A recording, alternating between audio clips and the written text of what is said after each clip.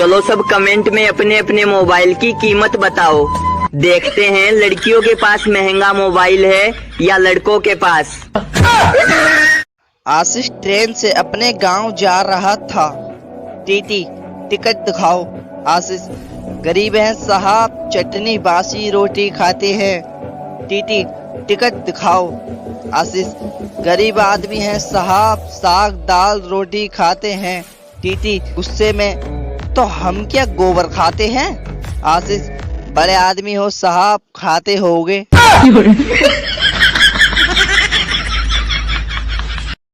किसी LIC agent के पास 10 minute बैठ जाओ तो वो यकीन दिला देता है कि जीने से ज्यादा मरने के फायदा है। एक लड़की फोन पर बात करते हुए मेरी तरफ आकर अपनी सहेली से बोली, चल अब फोन रखती हूँ, एक हैंडसम लड़का आया है, देखती हूँ अगर कोई बात बनती है तो। बाय शिव। मैं कुछ बोलूं उससे पहले ही वो बोली, सॉरी अंकल, मेरी सहेली बहुत बातें करती है, मुझे फोन रखना था इसलिए झूठ बोलना पड़ा। भगवान कसम आज तक इतनी इज्जत से किसी ने बेइज्जत नहीं किया।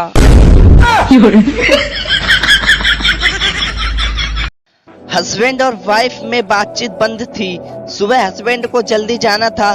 उसने रात को पेपर पर लिखा, मुझे सुबह 5 बजे उठा देना, अर्जेंट काम है, और पेपर वाइफ के तकिए के पास रख दिया। सुबह 8 बजे जब उठा तो देखा उसके ऊपर बहुत सारे पेपर पड़े थे और सब पर लिखा था, उठ जाओ 5 बज गए, प्लीज उठ जाओ वरना लेट हो जाओगे।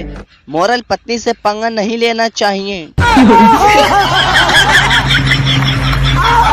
एक परिवार में 5 बहन थी। एक का नाम था टूटी, दूसरी का नाम था फटी, तीसरी का नाम था फीकी और चौथी का नाम था मरी, 5वीं का नाम था भूतनी। तो एक दिन उनके घर पे लड़की देखने वाले आए। मम्मी ने पूछा कि आप कुर्सी पे बैठोगे या चटाई पे? तो मेहमान ने कहा कुर्सी पर। मम्मी ने कहा टूटी कुर्सी ले आओ।